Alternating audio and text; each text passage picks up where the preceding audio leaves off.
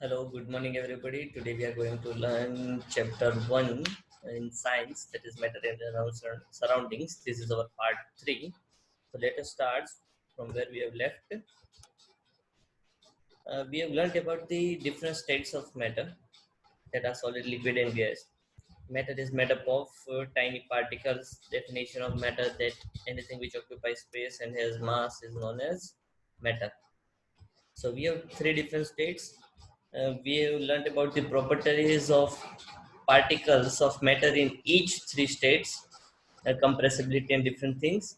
So today we are going to learn about interconversion of states from solid into gas, gas into liquid, liquid into gas, gas into solid. इसके बारे में मैंने आपको homework भी दिया हुआ था, ये टेबल आपको लिखना था। काफी बच्चों ने तो कुछ गलतियां की है, बाकी सभी लोगों ने सही किया है। तो यहाँ पे एक बार रिपीट कर लेते हैं। Gas to liquid is known as condensation, liquid to gas is known as vaporization, liquid to solid is known as freezing, solid to liquid is known as melting, gas to solid is known as deposition, solid to gas conversion is known as sublimation. In your NCERT textbook you might have given deposition की जगह पे क्या दिया था, sublimation. हाँ, it might be sublimation in the place of deposition, one and the same thing. deposition बोले ये तो अलग करने के लिए हम deposition बोलते हैं, वरना उसको sublimation भी कह सकते हैं। तो इसके आगे अगर हम पढ़े तो ये स्टेट्स इंटर कन्वर्टेबल है, बट कब कन्वर्टेबल है ना, कि इसको इंटर कन्वर्ट हम कब कर सकते हैं, तो कैसी कंडीशंस में इसको कन्वर्ट किया जा सकता है, तो वही चीज हमें देखनी थी।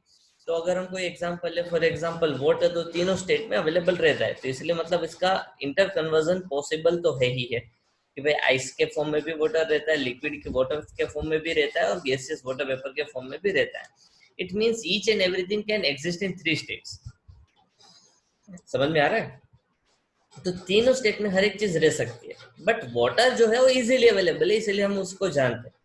लेकिन अगर हम कोई सॉलिड चीज देखे, फॉर एग्जांपल आयन, तो उसको मेल्ट ही हम बहुत हाई टेम्परेचर पे करते हैं, तो मतलब उसको गैसियस कन्वर्जन तो बहुत ही हाई टेम्परेचर पे होगा, लेकिन होगा जरूर। सिमिलरली गैसियस हाइड्रोजन ले लो, ऑक्सीजन ले लो, जो गैसियस फॉर्म में, वो तो हम कभी लिक्विड फॉर्म में भी नहीं देखते, तो उसका सॉलिड फॉर्म तो बहुत मुश्किल से एट वेरी लो टेम्परेचर पे ही हमें मिलेगा। समझ में आ रहा है? So for example, coconut use, another example such as water is coconut oil.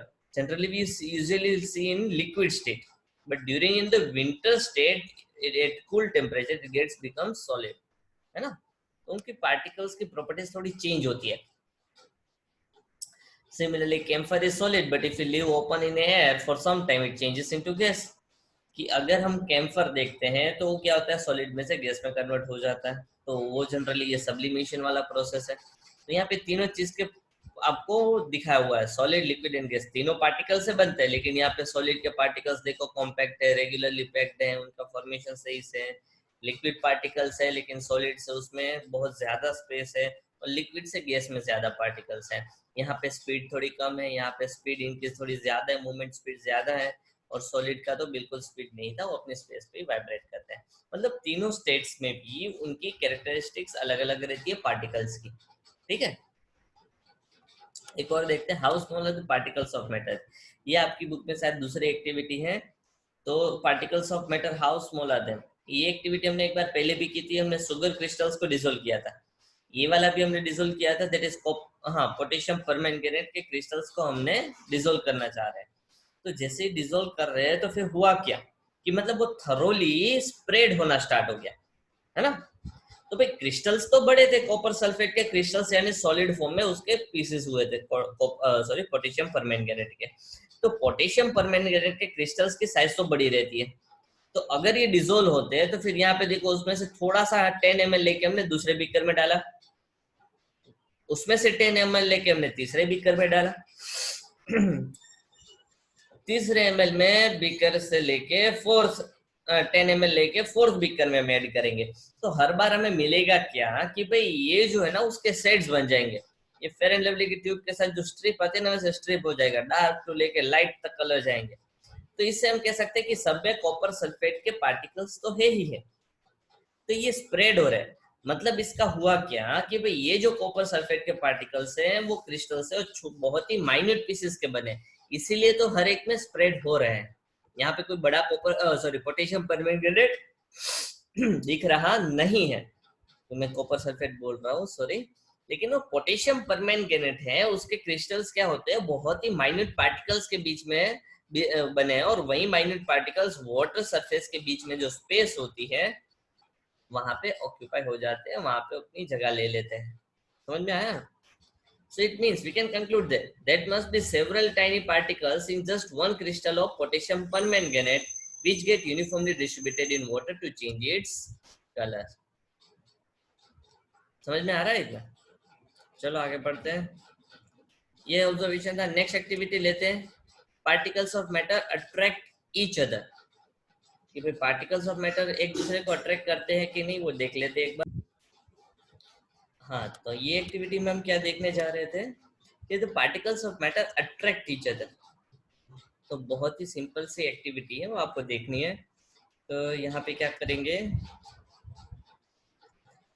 एक बीकर लिया, उसमें वाटर से फिलअप कर दिया, ऑब्वियस है। उसमें हम ऐड करने जा रहे हैं सॉल्ट। क्या ऐड करने जा रहे हैं? सॉल्ट। तो सबसे पहले तो हमने मार्क कर दिया। तो मार्क करने के बाद उसमें ऐड करेंगे हम थोड़ा सा सॉल्ट, उसमें थोड़ा और सॉल्ट ऐड करेंगे, है ना।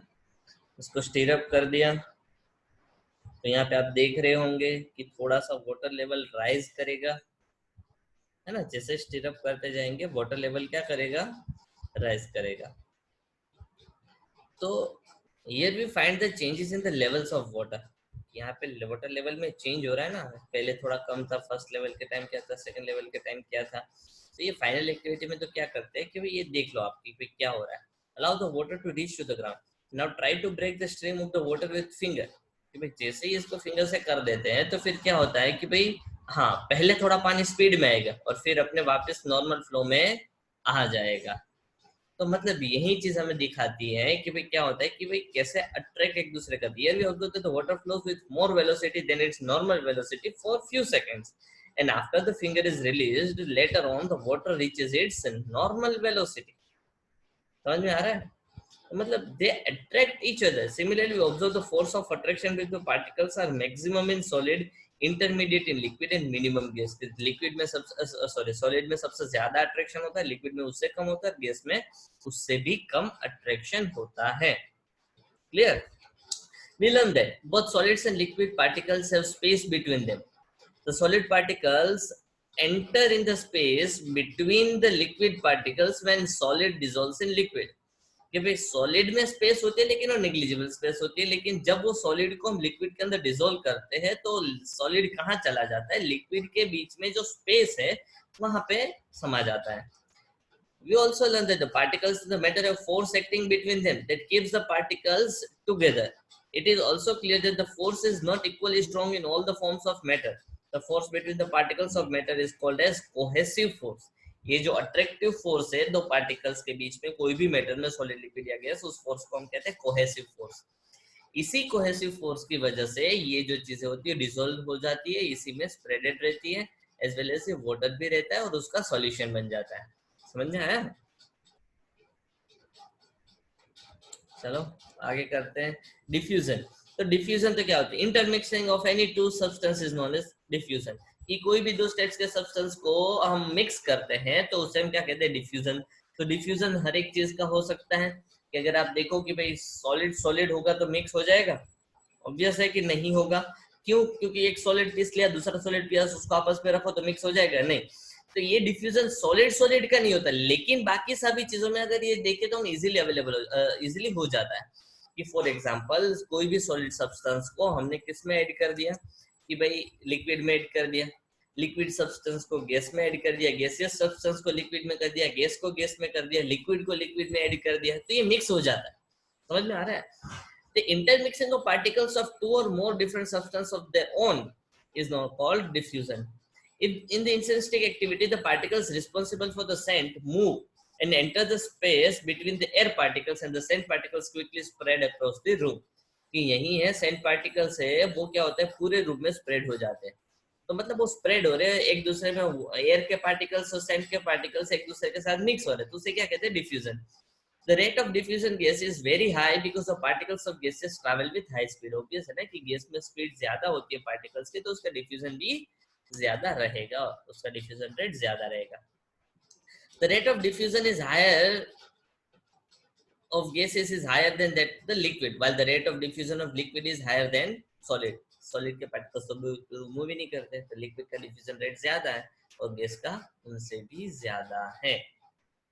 There are two reasons for the higher rates of the diffusion of gases. One is due to the higher speed of the gaseous particles and due to the greater space between them. कि भाई speed ज्यादा है तो obviously आप ज्यादा दूर तक जाओगे, लेकिन रोड पे ट्रैफिक नहीं मिलेगा तो भी आप इजीली जा पाओगे ना. तो सॉलिड में देखो, सॉलिड में तो क्या है, ट्रैफिक है, सारी चीजें आसपास भरी हुई है. लिक्विड में थोड़ा कम ट्रैफिक है और गैस में तो स्पेस है, तो आसानी से उसका डिफ्यूजन हो सकता है as compare to liquid and solid. इसीलिए उसका डिफ्यूजन रेट ज्यादा है. समझ में आ रहा है? तो यही एक मेन डिफरेंस है कि भाई क्यों हो रहा है. तो एक तो गैसेस पार्टिकल की स्पीड ज्यादा है और उनके बीच में स्पेस ज्यादा है. सिमिलरली लिक्विड का डिफ्यूजन रेट सॉलिड से ज्यादा होता है. तो तीनों का अरेंजमेंट आप यहाँ पे देख रहे हो, तो उसके हिसाब से आप लगा सकते हो भाई गैस का डिफ्यूजन रेट क्यों ज्यादा है. The diffusion of solid into another solid is negligible due to the immobility of the particles in solid. कि भाई negligible बहुत ही कम, ऑलमोस्ट नन कह सकते हो. लिक्विड और लिक्विड में स्लोअर रेट होता है as compare to the gas into another gas. Liquid का डिफ्यूजन होता है, दो लिक्विड मिक्स होते हैं, लेकिन जो गैस जितने मिक्स हो सकते हैं उतना लिक्विड मिक्स होता नहीं है. ये टेबल यहाँ पे आपके लिए बहुत ही अच्छा टेबल फिर से बना हुआ है. ये टेबल आपको अच्छे से लिखना है 2 बार और ये सारी चीजें आपको याद रखनी. ये 5 मार्क में आपको क्वेश्चन पूछा जा सकता है, 4 मार्क में भी क्वेश्चन पूछा जा सकता है, 2 मार्क में, 3 मार्क में या 1 मार्क में. इसमें से कोई भी क्वेश्चंस बना सकते हैं कि आपको कर सकते हैं differentiate solid liquid and gases in the basis of volume. तो आपको लिखना है कि सिर्फ वॉल्यूम के बेस के ऊपर आपको उसको डिफरेंशिएट करना है.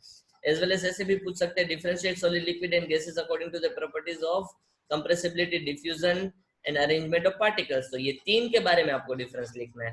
तो जनरली आपको ऐसा कभी भी जनरल क्वेश्चन नहीं आएगा give difference between solid liquid and gases और आपने इसमें से 2-3 चीजें याद रख ली तो उसके हिसाब से लिख सकते हो.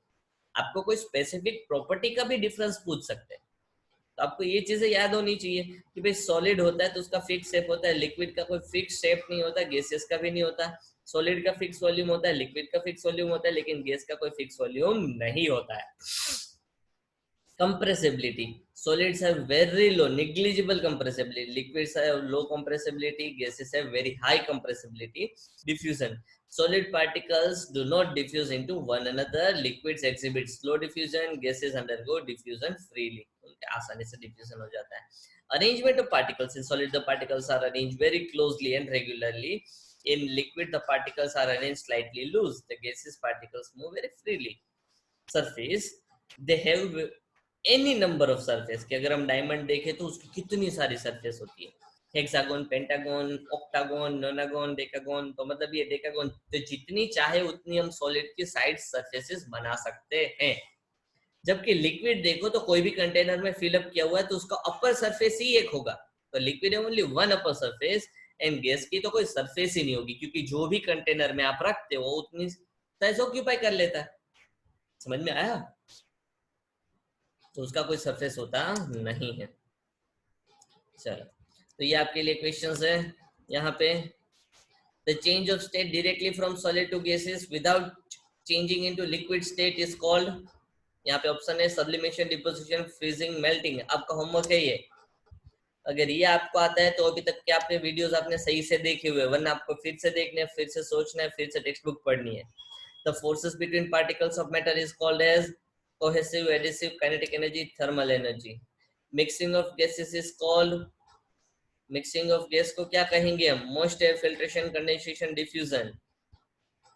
The states of matter with only one free surface is solid, liquid, gas, plasma. In which state of matter the attraction of particles is neither high nor low? Plasma, gas, liquid, solid. Rate of diffusion is faster in solid, liquid, gas, none of the above. चलो, तो next activity पे हम करते हैं. What is the effect of temperature on change of state. कि भाई temperature का क्या इफेक्ट होता है सॉलिड टू लिक्विड की चेंज करने में, वो हमें पता है, लेकिन कैसे लिखना है, कैसे सीखना है, वो एक बार देख लेते हैं। जैसे जैसे टेम्परेचर बढ़ता है ऑब्वियसली पता है सॉलिड टू लिक्विड जाएगा, लिक्विड टू गैस जाएगा।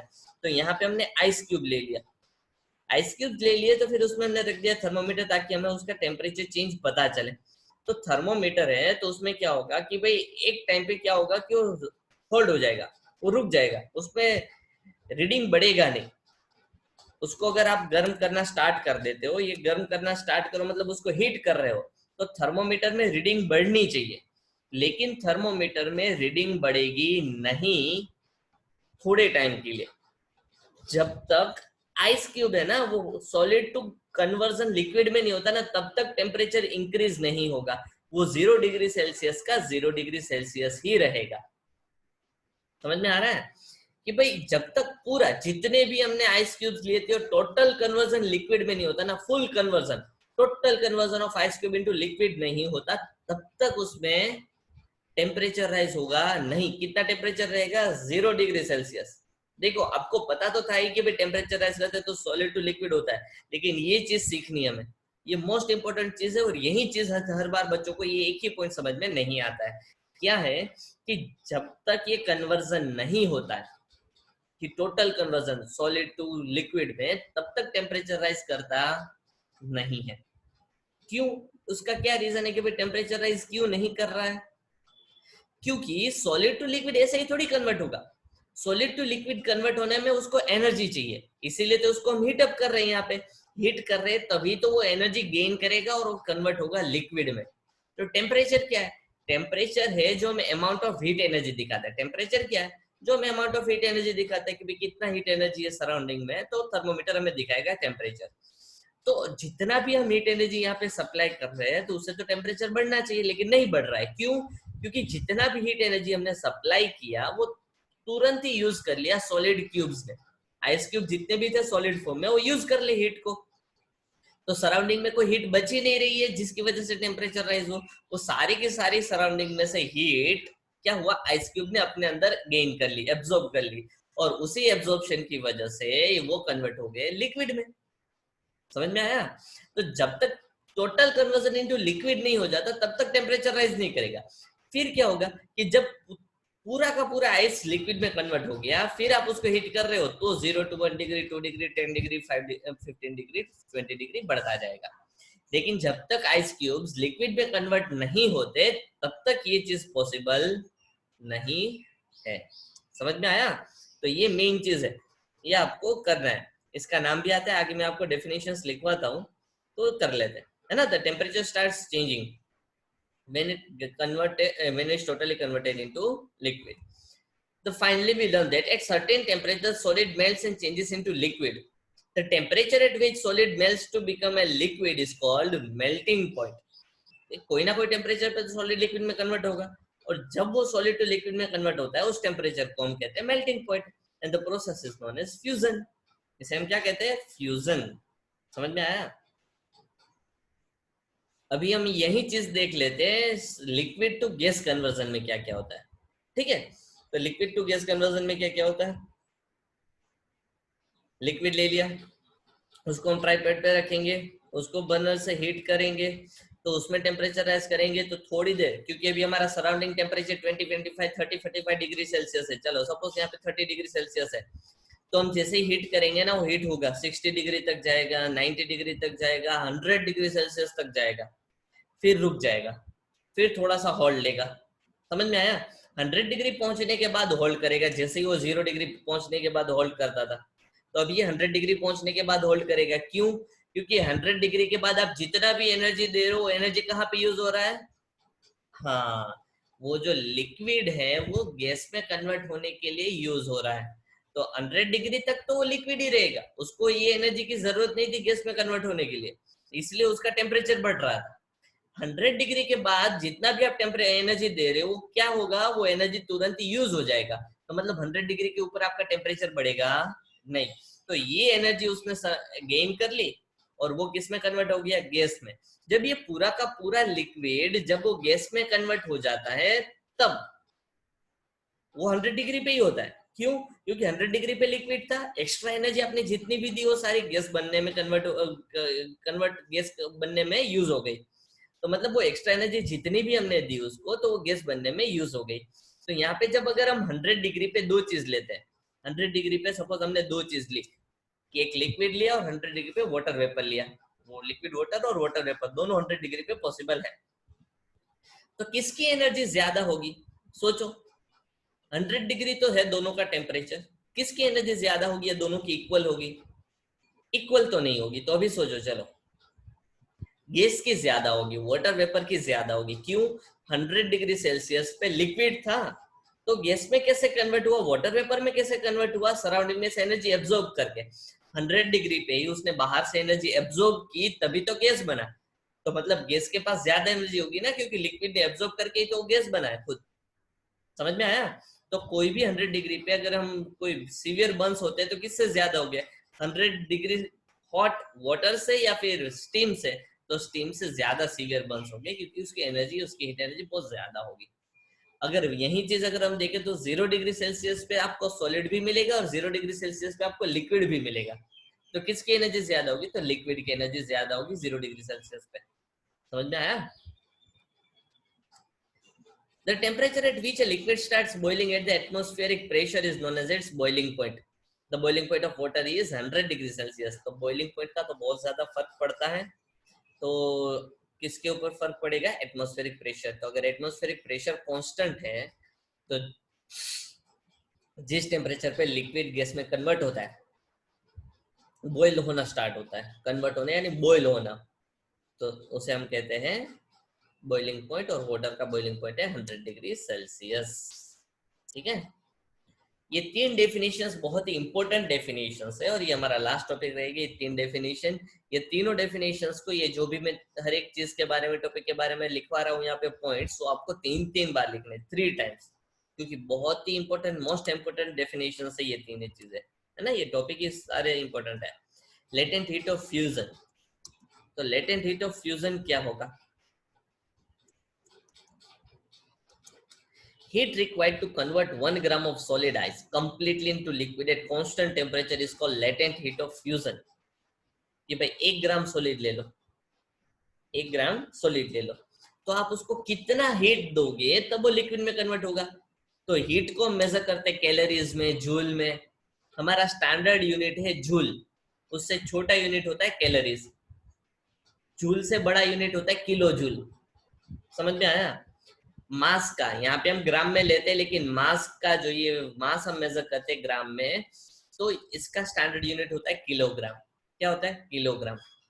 तो फॉर एग्जांपल, अगर आपका 1 ग्राम सॉलिड लिया है, उसको आपने कितनी 10 जूल सपोज एनर्जी दी, उतनी ज्यादा तो नहीं, चलो 50 कैलोरी आपने एनर्जी दी, तो 50 कैलोरी एनर्जी देने पे 1 ग्राम सॉलिड लिक्विड में कन्वर्ट हो गया। तो उस 50 कैलोरी को हम कहेंगे latent heat of fusion for that solid, for that compound, और उसे ही हम कहेंगे latent heat of fusion. The heat required to convert 1 gram of solid completely into liquid at a constant temperature is called latent heat of fusion. क्योंकि conversion हमेशा constant temperature पे होता है, that is 0 degree Celsius, है ना, for water. समझ में आया? हाँ।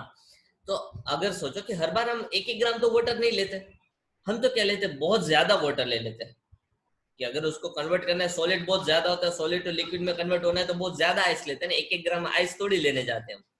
तो अगर उसकी लेटेंट हीट ऑफ फ्यूजन ढूंढना है तो हम कैसे ढूंढ सकते हैं? जो अगर वो ज्यादा क्वांटिटी में 1 ग्राम नहीं ले सकते, तो आप मेजर कर लो कितना क्वांटिटी में है, कि सपोज 5 केजी। समझ में आया?